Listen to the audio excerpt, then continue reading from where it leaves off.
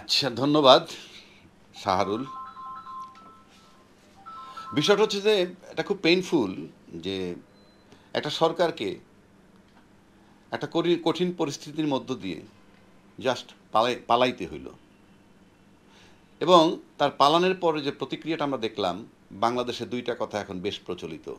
একটা হলো দ্বিতীয় মুক্তিযুদ্ধ হয়েছে এবং দ্বিতীয় দফা বিজয় লাভ করছে। এবং শেখ হাসিনার যে অ্যাক্টিভিটিসটা ছিল, সে মুক্তিযুদ্ধের সপক্ষের শক্তি এবং বিপক্ষের শক্তি যে বিভাজনটা সে করছিল, সেটা ছিল সম্পূর্ণ অসৎ উদ্দেশ্যে করা এবং সম্পূর্ণ আহ, রাজনৈতিক উদ্দেশ্যে। স্বাধীনতার 53 বছর পর দেশের মুক্তিযুদ্ধের পক্ষ শক্তি বিপক্ষ শক্তি বলতে কিছু থাকা উচিত না, এবং ইনশাল্লাহ সেটা এবার হলো। সবচেয়ে বড় কথা হলো এই যে শেখের বেটি পালায় না, এবং শেখের বেটির বিকল্প কে, এই সমস্ত প্রশ্নগুলো তার ছিল। এবং উনি এমনও বলছেন যে আমার বিকল্প কে, এগুলি সব ওনার কথা। আজকে উনি যে পালাই গেলেন দেশ থেকে, কাকে বিকল্প রেখে গেছেন? কারোর জন্য কোনো কিছু খালি থাকে না, অটোমেটিক পূরণ হয়ে যায়।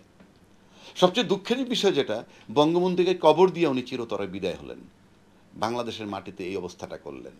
এবং উনি ছাত্র আন্দোলন যখন তুঙ্গে, তখন ওনার আশেপাশে যারা ওবায়দুল কাদেরের মতো খেলা হবে, স্বামী ওসমান ওভারসিজ খেলা হবে, হাসান মাহমুদের মতো একটা থার্ড ক্লাস শ্রেণীর লোক, আর এম আরাফাতের মতো একটা ফালতু স্মার্টনেস দেখানো ছেলে, এদের বুদ্ধিতে উনি হয়তোবা, আর আইনমন্ত্রী আনিসুল হক জামাতকে নিষিদ্ধ করে দিলেন। হ্যাঁ, এবং জামাতের রাজনীতি বন্ধ করে দিলেন, দলটাকে বাতিল করে দিলেন। এই যদি হয়, ভালো কথা, বাতিল করছেন কোন প্রক্রিয়ায়?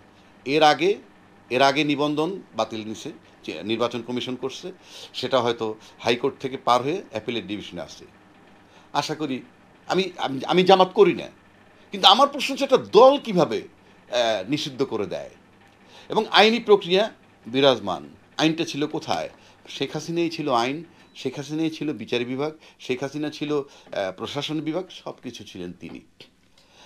আজকে আওয়ামী লীগের যে রাজনীতি যেটা করে গেল, সে দলের বিলুপ্তি কিংবা রাজনীতির অবসান কিংবা রাজনীতি নিষিদ্ধ কিভাবে হয়, সেটা তো আওয়ামী লীগ নিজে দেখায় গেলেন। কাগজে অর্ডার দিলেই রাজনীতি নিষিদ্ধ হয় না, বরং তার অ্যাকশনে, তার অ্যাক্টিভিটিস। আজকে আওয়ামী লীগ যে কাজটা করে গেছেন, গত 16 বছর, 15-16 বছর যাবৎ করেছেন, তাতে তাদের রাজনৈতিক মৃত্যু। এবং আমি বিশ্বাস করি বঙ্গবন্ধু পরিবারের কেউ বাংলাদেশের কোনো ক্ষমতার মসনদে আর বসতে পারবে না। সুতরাং একটা দলের বিলুপ্তি হয় তার অ্যাকশন দিয়ে, কাজ দিয়ে, কর্ম দিয়ে। আপনি জামাতকে যে বিলুপ্ত করা হয়েছে, কেন, কি কারণে? জামাতকে বন্ধ করে দিলেন কি হিসাবে? জামাত তো 16 বছর 17 বছর ধরে রাজনীতিতেই নাই। তারপর স্বাধীনতার বিপক্ষ শক্তি বলতে যা বুঝায়, তাদেরকে মৃত্যুদণ্ড দেওয়া হয়েছে, এবং তার মৃত্যুদণ্ড দিছেন আপনারা, সেপ দিয়ে লেপ দিয়ে দিছেন, যেভাবেই দেন। আর তো জামাত মানে কি, স্বাধীনতার বিরোধী শক্তি বলতে কিছু নাই। রাজনীতি করতে পারবেন একটা লোক, ভোটের রাজনীতি দিবেন। ভোটে যদি জামাতকে রিজেক্ট করে, জামাত আসবে না। ভোটে জামাতকে রিজেক্ট করলে জামাত আসবে না। ভোটে যদি আওয়ামী লীগকে রিজেক্ট করলে আসবে না, বিএনপিকে রিজেক্ট করলে আসবে না। কিন্তু আপনাদের যে রাজনীতি বিলুপ্ত হলো, আপনাদের রাজনৈতিক দল বিলুপ্ত হয়ে যাচ্ছে অলরেডি, সেটা কেন? কাজে এই হলো অ্যাক্টিভিটিস।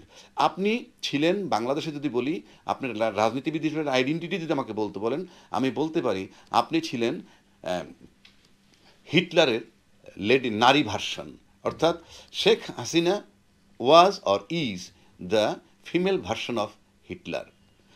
আমি আপনাকে বলেছিলাম এক ইন্টারভিউতে যে আপনাকে ক্ষমতা থেকে যেতেই হবে, কিন্তু যাবেন কিভাবে সেটা আপনারা ভাবেন। 3টা প্রক্রিয়ায় স্বৈরাচার সরকার চলে যায়। একটা হলো হিটলারের মতো আত্মহত্যা করে, নয়তো বুক পেতে দেয়, গুলি খেয়ে অ্যাসাসিনেটেড হয়, নতুবা ঘোলাপানি করে পালিয়ে যায়। আপনি কিন্তু শেষ পন্থাটা অবলম্বন করছেন, আপনি পালিয়ে গেছেন।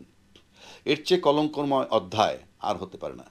এবং আপনি শুধু তাই না, আপনি বঙ্গবন্ধুকে কবর দিয়ে চলে গেছেন, অর্থাৎ আওয়ামী লীগ বলতে যা বোঝায় তাকে কবর দিয়ে চলে গেছেন। আশা করি বাংলাদেশের মাটি আপনাকে আর অ্যাকসেপ্ট করবে বলে আমার কাছে অন্তত মনে হয় না। এবং আপনারা কত ছেলে, যে জয়, সে সম্প্রতি বিবিসিকে ইন্টারভিউ দিয়ে বলল কি, আমার মা বোন চলে আসছে, মা খালারা চলে আসছে, আর অন্যদের কী হবে সেটা নিয়ে ভাববার সময় আমাদের নাই। ফালতু বক্তব্যের কোনো মানে আছে? মানুষ তো জানেই একটা স্বৈরাচারের নেচার যা হয় তাই।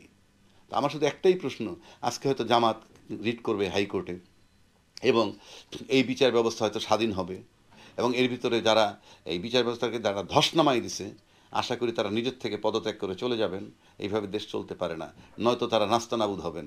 সুতরাং জামাত হয়তো তার এটা ফেরত পাবে, রিট করে পাবে, নানানভাবে পাবে। কিন্তু আপনাদের রাজনীতি কি করবেন?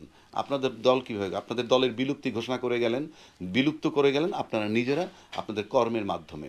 এখন আপনাদের রাজনীতি শেষ করে দিচ্ছে এই কথা বলে।